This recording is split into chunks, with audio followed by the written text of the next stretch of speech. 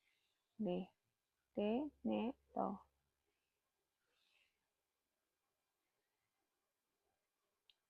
3 1 2 3 4 1 2 3 1 2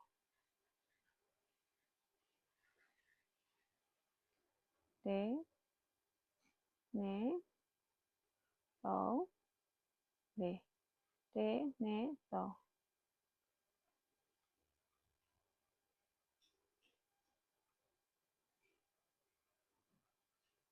3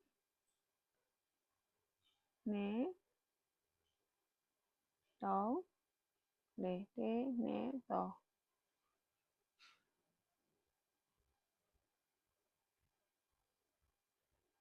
3 4 1 2 3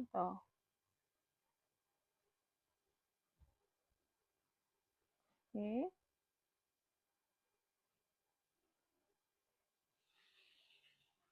2 3 4နော်ဒီမှာတစ်ခုနော်ဆိုတစ်ခုနှစ်ခုသုံးခုနော်အဲ့လိုမျိုးလေးပတ်လေလေးထိုးလာခဲ့ပါနော်ဒီနားလေးရောက်တဲ့အထိပေါ့နော်ဒီမှာနံပါတ်10တန်းလေးကိုထိုးလာတာနောက်ဆုံးဒီနေရာလေးထိရောက်ပါပြီနော်ဒီမှာပတ်လေထိုးထားတာပေါ့နော်ခွန်8 9 10နော်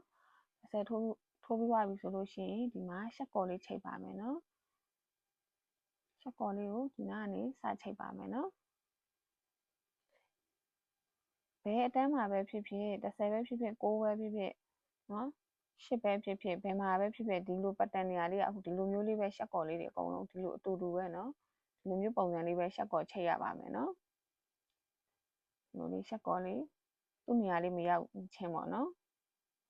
ဒီထိတ်ကလေးကိုမရောက်မချင်းရှက်ကော်လေးဒီပုံစံလေးချိန်သွားရပါမယ်နော်ရှက်ကော်လေးချိန်ပြီးသွားပြီဆိုလို့ရှိရင်နံပါတ်17တန်းလေးကိုထိုးပါမယ်နော်နံပါတ်17တန်းကိုထိုးဖို့ဒီမှာနော်အမှ3ခါရစ်မယ်နော်ဒီနေရာလေးကိုရှေ့ကိုကလော်ပြီးထိုးပါမယ်နော်တော့တန်းနဲ့တန်းကတော့ပုံစံကတော့တိတ်မတူဘူးနော်မတူဘူးဆိုတာဒီလိုမျိုး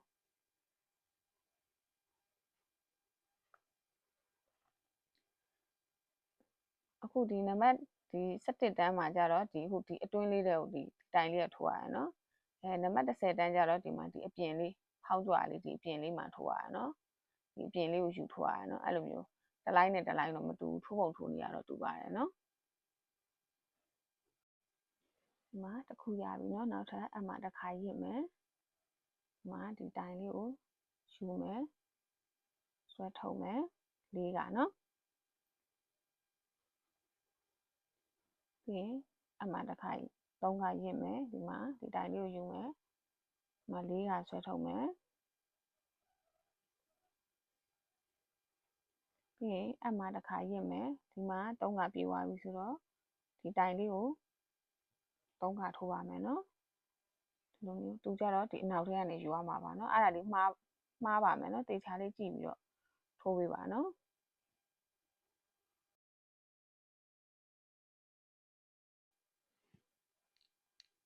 မှာတစ်ခါနှစ်ခါ3ခါ4ခါနော်အမှ3ခါရစ်မယ်ပြီးရင်ဒီမှာ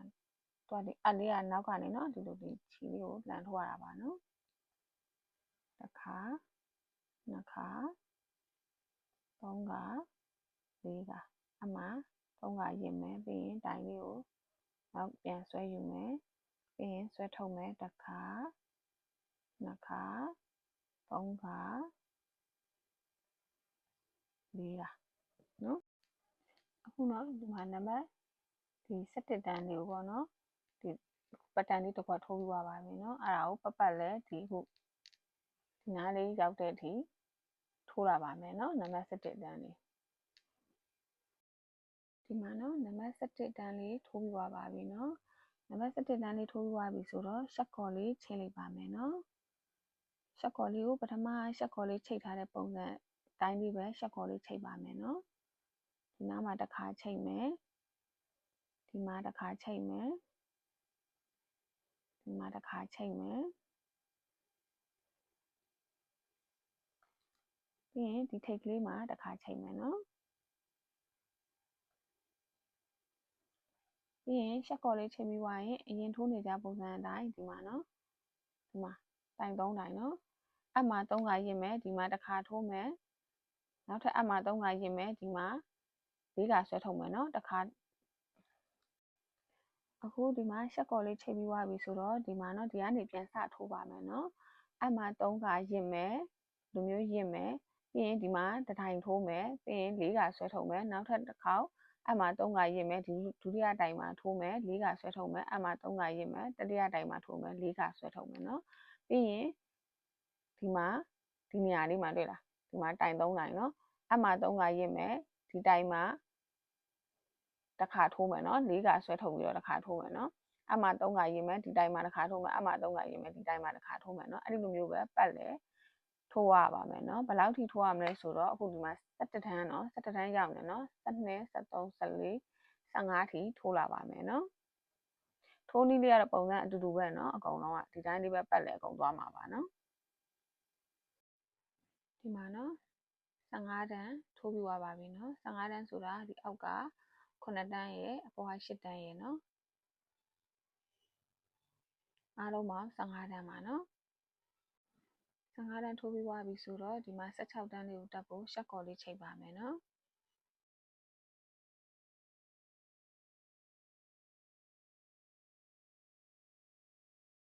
ရှက်ကော်လေးချိန်ပြီးသွားပြီဆိုလို့ရှိရင်ဖုံးမီလေး3ကထိုးလာပါမယ်နော်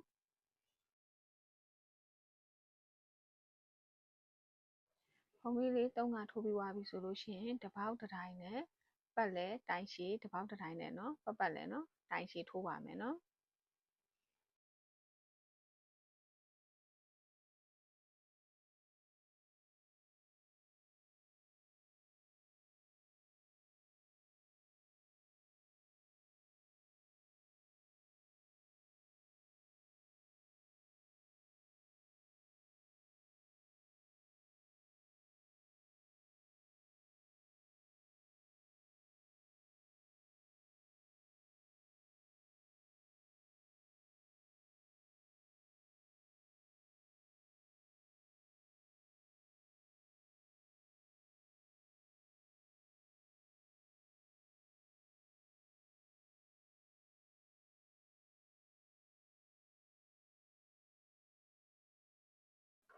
မနော်နံပါတ်16တန်းလေးတပေါက်တစ်တိုင်းနဲ့တိုင်ရှည်ပတ်လဲထိုးပြီးသွားပါပြီနော်အဲဆိုရင်နံပါတ်19တန်းလေးကိုသွားပါမယ်နော်ဒီမှာရှက်ကော်လေးအရင်ချိန်လိုက်ပါမယ်ရှက်ကော်လေးချိန်ပြီးသွားရင်ဖုံးမီ3တိုင်းတက်ပါမယ်ဖုံးမီလေး3ကထိုးပြီးသွားပြီဆိုလို့ရှိရင်တပေါက်တစ်တိုင်းနဲ့တိုင်ရှည်3ကထိုးပါမယ်နော်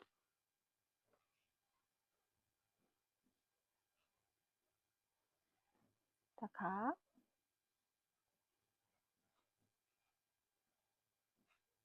နှစ်ခါ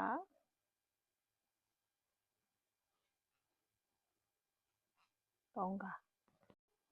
ဒီမှာနော်တပေါက်တစ်တိုင်းနဲ့တိုင်ရှည်3ခါထိုးပြီးသွားပြီဆိုလို့ရှိရင်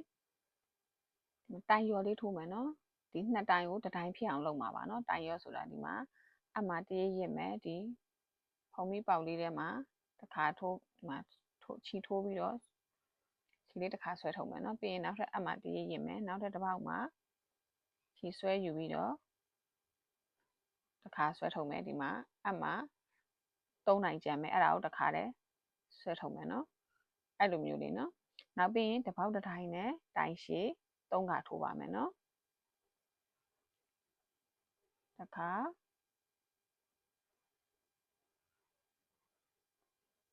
နှစ်ခါ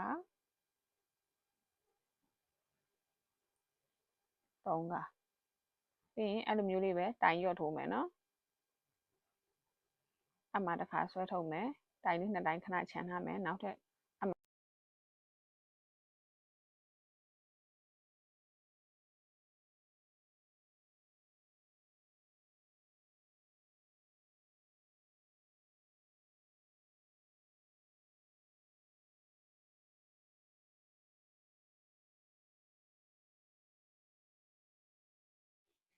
အခုနံပါတ်19တန်းလေးထိုးလို့ပြီးသွားပါပြီเนาะဒီနောက်ဆုံးနားလေးရောက်တဲ့အထိထိုးပြီးသွားပါပြီတိုင်ရှည်တစ်ပေါက်တစ်ခါနဲ့3ကတိုင်ရော့တစ်ခါတိုင်ရှည်တစ်ပေါက်တစ်ခါနဲ့3ကတိုင်ရော့တစ်ခါအားလုံးပေါင်းပတ်လဲထိုးလာပြီးသွားပါပြီเนาะထိုးပြီးသွားပြီဆိုတော့အခုချက်ကော်လေးချိန်ပါမယ်နံပါတ်18တန်းကိုသွားပါမယ်เนาะ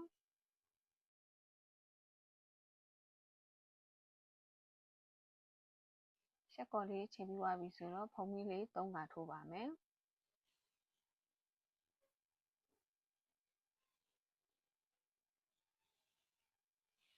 ဖုံးမီလေး3ခါထိုးပြီးသွားပြီဆိုရင်တိုင်ရှည်တစ်ခါเนาะတစ်ပေါက်မှာတိုင်ရှည်တစ်ခါနောက်တစ်ပေါက်မှာတိုင်ရော့တစ်ခါเนาะဒီမှာတိုင်ရော့ထိုးပါမယ်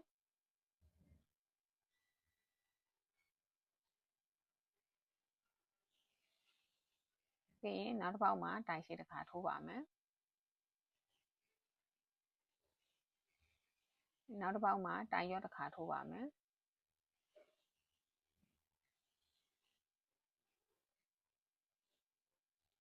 အဲ့လိုမျိုးပဲတိုင်ရှိတစ်ခါတိုင်ရော့တစ်ခါတိုင်ရှိတစ်ခါတိုင်ရော့တစ်ခါနဲ့ပတ်လဲထိုးလာပါမယ်เนาะအခုကနံပါတ်18တန်းလေးပါเนาะ18ကနေ19 20အထိထိုးလာပါမယ်เนาะ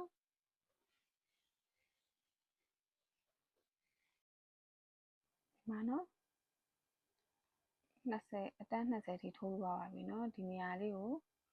ဒီချုပ်အပ်ကလေးနဲ့เนาะအစားတက်လိုက်ပါမယ်เนาะဒီမှာကြိုးလေးဖြတ်လိုက်ပါအောင်မယ်အတန်း20အထိထိုးပြီးသွားပြီဆိုတော့ဒီမှာเนาะချက်ကော်လေးလည်းချိန်ပြီးသွားပါပြီဒီမှာဒီချုပ်အပ်ကလေးနဲ့เนาะဒီနားလေးတွေကိုเนาะ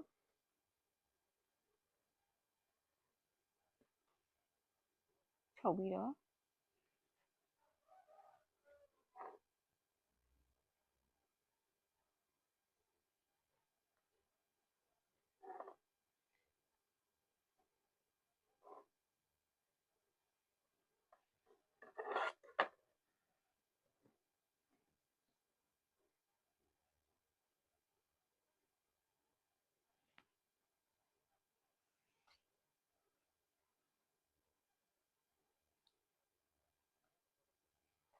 ဒီအလဲကောင်လေးကိုเนาะဒီမျိုးလေးစုလိုက်ပါเนาะအလဲကောင်လေးစုလိုက်ပါเนาะ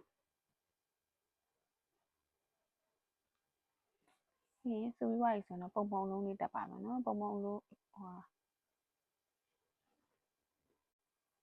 စုပြီးသွားပြီဆိုရင်တော့ပုံပုံအလုံးလေးတက်ပါမယ်เนาะ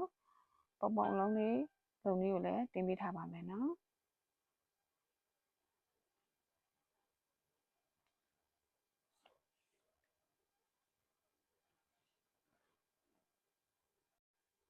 ဒီမှာเนาะဒီထိတ်ကလေးကိုလည်းဒီမှာချုပ်ပြီးသွားပြီဆိုတော့ပုံပုံလုံးလေးလုပ်ပြပါမယ်เนาะပုံပုံလုံးလေးလုပ်ဖို့ဒီပစ္စည်းလေးနဲ့ဒီဝင်းဆိုင်ကလေးကအမျိုးမျိုးရှိပါတယ်เนาะအမရှိမှာတော့၄မျိုးရှိပါတယ်အမကတော့အခုဒီ site ကလေးနဲ့ဒီသုံးပါပေါ့เนาะပုံပုံလုံးလေးလုပ်မှာပေါ့တကယ်လို့ဒီပစ္စည်းလေးတွေမရှိဘူးဆိုလို့ရှိရင်လည်းလေအမျိုးမျိုးလုပ်လို့ရတယ်ဒီလားကိုဒီလက်မှာပတ်ပြီးလဲလုပ်လို့ရတယ်တစ်ခုခုပေါ့เนาะပစ္စည်းဒီ4000ပစ္စည်းတစ်ခုခုနဲ့လို့ပတ်ပြီးတော့လဲလုပ်လို့ရပါတယ်เนาะဒီပစ္စည်းလေးကเนาะဒီလိုမျိုးနှစ်ခုပါတာပေါ့เนาะနှစ်ခုပါတာဆိုတော့သူကဒီလိုမျိုးတချို့ကြမျက်စိလဲဝါမှာဆိုလို့ပါเนาะသူကအခုဒီမှာဒီဟာလေးဒီအန်လေးတွေပါတာเนาะဒီလိုချိတ်လို့ရတယ်ဒီဟာလေးပါတယ်အဲ့ဒါကိုသူကဒီဘက်ဒီဆန့်ကျင်ဘက်ပေါ့เนาะသူဒီဘက်မှာတစ်ခုဒီဟာလေးကျတော့ဒီဘက်ချမ်းပါပေါ့เนาะအဲ့လိုမျိုးအဲ့အမှဒီလိုမျိုးလေးဝိုင်းလိုက်လို့ရှိရင်ဟိုသူကဒီအန်လေးနဲ့ဒီလိုမျိုးလေးဒီဆွတ်လိုက်ရတာပေါ့ဒီကကျတော့ဒီမှာဒီလိုเนาะဒီဆွတ်လိုက်ရတာပေါ့အဲ့လိုမျိုးเนาะတကယ်လို့ဒီအဖြူရောင်လေးကဒီတစ်ဖက်မှာပဲရှိတယ်ဆိုလို့ရှိရင်အဲ့လိုမျိုးလုပ်လို့မရပါဘူးเนาะချိတ်လို့မရပါဘူးเนาะဒီလိုမျိုးဆိုရင်သူချိတ်လို့မရပါဘူးเนาะအဲ့တော့ဒီလိုစန့်ကျင်ဘက်အချမ်းကိုထားရမှာပါเนาะကဲအဲ့ဆိုရင်မချီလေးစိုက်ရပါမယ်เนาะဒီလိုမျိုးလေးချီလေးကဒီလိုမျိုးလေးနဲ့3အဲ့လိုမျိုးလေးရစ်ဝါရမှာပါเนาะကိုကြိုက်တဲ့လောက်ပေါ့เนาะအရေးအတွက်ပေါ့เนาะပုံပုံလုံးလေးကိုကြီးကျင်နဲ့ထူထူထဲထဲလေးကြီးကျင်နေဆိုလို့ရှိရင်လည်းဟိုပါပေါ့100 150 200เนาะလို့ရေးလို့ရပါတယ်ကိုကြိုက်တဲ့ site ကလေးပေါ့เนาะဒီဘက်မှာဟိုမှာပေါ့ဟိုအခါတရရစ်ပြီးသွားပြီဆိုလို့ရှိရင်လည်းဒီဘက်မှာအခါတရရစ်ပါမယ်เนาะအမကတော့ဒီမှာအခါ200လောက်ရစ်ပါမယ်เนาะပုံပုံလုံးလေးကိုနည်းနည်းထူထူလေးကြီးကြီးလေးလိုချင်လို့เนาะဒီမှာเนาะတစ်ဖက်ကိုအခါ200စီရှစ်ထားပါရเนาะပြီးရင်ဒါလေးကိုဒီလိုလေးပိတ်လိုက်ပါမယ်เนาะဒီဘက်မှာဒါလေးကဒီလိုအန်လေးချမယ်ဒီဘက်ချမ်းမှာလည်းဒီမှာဒီလိုလေးဒီလိုအန်ဒီလိုမျိုးလေးเนาะပြီးရင်ဒီနေရာကိုကတ်ကြီးလေးနဲ့ညှပ်မယ်เนาะဒီမှာเนาะကတ်ကြီးလေးနဲ့ညှပ်ပြီးသွားပါပြီကတ်ကြီးလေးနဲ့ညှပ်ပြီးသွားပြီဆိုရင်ဒီဂျားထဲကနေပြီးတော့ကြိုးလေးချီပါမယ်เนาะ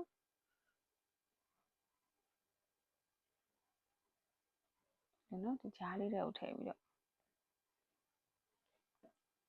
နော်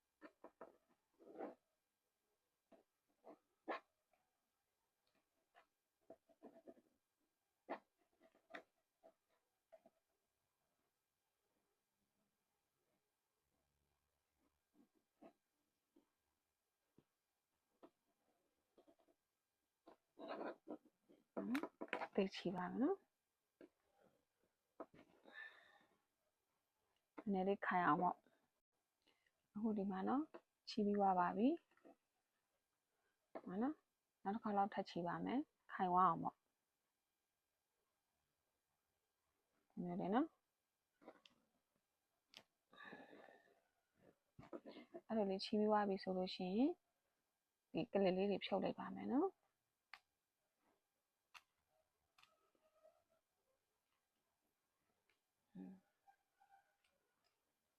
ကလစ်လေးဒါလေးဖြုတ်လိုက်ပြီနော်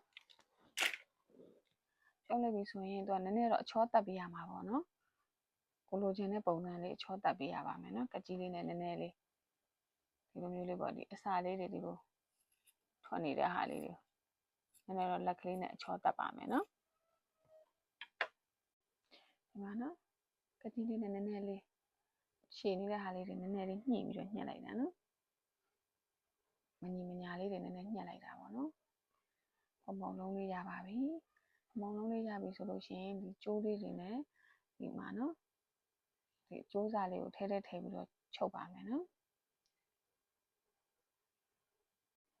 ဒီမှာနော်ကျိုးစားလေးနှစ်စားကိုဒီမှာထည့်လိုက်တာပါနော်ဒီမှာပုံပုံလုံးလေးပါနော်ဒီမှာကျိုးလေးတွေ့လားကျိုးလေးနဲ့ကျိုးနော်ဒီအဝိုင်းတက်တယ်ပေါ့နော်အဝိုင်းတက်တယ်မှာထည့်လိုက်တာပါထည့်ပြီးသွားပြီဆိုလို့ရှိရင်ဒီထဲမှာချီလိုက်ပါမယ်နော်ကျိုးလေးကိုချီပြီးတော့မှ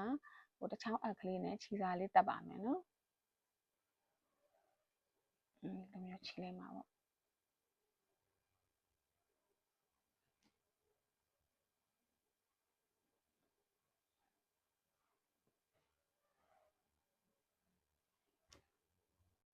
ဒီမှာနော်ပုံပုံလုံးလေးတက်ပြီးသွားပြီချီစာလေးတွေလည်းတက်ပြီးသွားပြီနော်ပြီးပါပြီနော်ထုတ်ကလေး